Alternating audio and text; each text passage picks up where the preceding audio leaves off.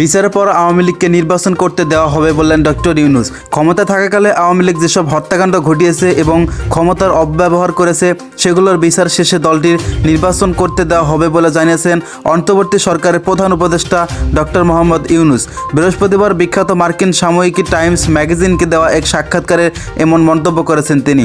Doctor Mohammad Yunus বলেছেন, আওয়ামী লীগকে নির্বাচনে স্বাগত জানানো হবে যখন দলটির যারা হত্যা ও ক্ষমতার অপব্যবহারের সাথে জড়িত তাদের বিচার সম্পন্ন হবে।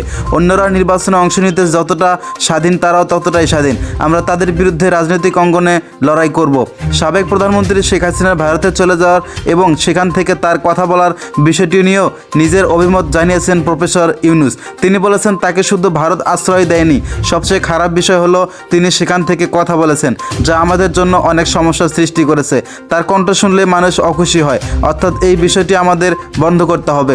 ডক্টর মোহাম্মদ ইউনূস বলেছেন, শেখ হাসিনার পতনের পর যখন তাকে দায়িত্ব নিতে বলা হয় তখন প্রথমে তিনি দায়িত্ব নিতে চাননি, কিন্তু পরবর্তীতে গণঅভ্যুত্থানে নিহত মানুষ ও তাদের পরিবারের কথা চিন্তা করে প্রধান উপদেষ্টার শপথ নেন। তিনি বলেছেন, প্রথমে আমি দায়িত্ব এড়িয়ে যাওয়ার চেষ্টা করেছি, আমি বলেছি অন্য কাউকে খুঁজে বের করুন, কিন্তু পরবর্তীতে বলেছি ঠিক আছে, আপনারা জীবন দিয়েছেন, আপনাদের বন্ধুরা জীবন দিয়েছেন, তাহলে আমি আমার সেরাটা চেষ্টা করব। যুক্তরাষ্ট্রের নবনির্বাচিত প্রেসিডেন্ট ডোনাল্ড ট্রাম্পের সাথে নোবেল বিজয়ী এই অর্থনীতিবিদের সম্পর্কের বিষয়টিও উঠে এসেছে টাইম ম্যাগাজিনের সাক্ষাৎকারে। এতে বলা হয়েছে, মার্কিন প্রেসিডেন্ট জো বাইডেনের সঙ্গে প্রফেসর ইউনূসের ভালো সম্পর্ক রয়েছে।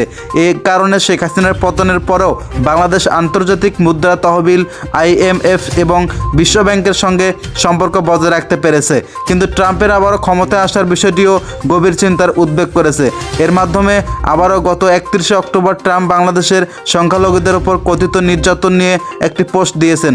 বোঝা যাচ্ছে আওয়ামী লীগ এবং ভারতীয় আমেরিকানরা ট্রাম্পকে দিয়ে বাংলাদেশের ওপর নিষেধাজ্ঞা দিতে চাইছে।